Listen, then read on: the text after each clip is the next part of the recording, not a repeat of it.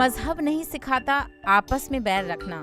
कुछ ऐसा ही नजारा रियासत उत्तर प्रदेश के तारीखी शहर रामपुर में सिख समाज के गुरु गोविंद के 352वें प्रकाश पर्व में देखने को मिला, जहां जमात इस्लामी हिंद के कारकुनान ने कैंप लगाकर फलाही उमूर अंजाम दिए।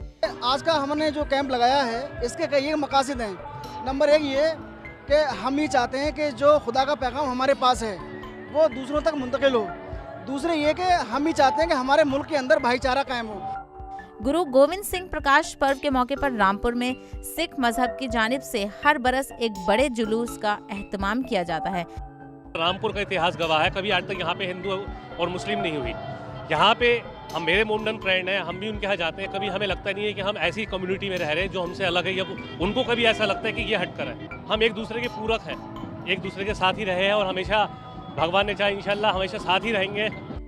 ये जुलूस शहर रामपुर में आपसी भाईचारा और हम आहिंदगी की मिसाल बन चुका है, जहां बिला तफरीक मजहब और मिल्लत हर तबके के लोग शामिल होते हैं।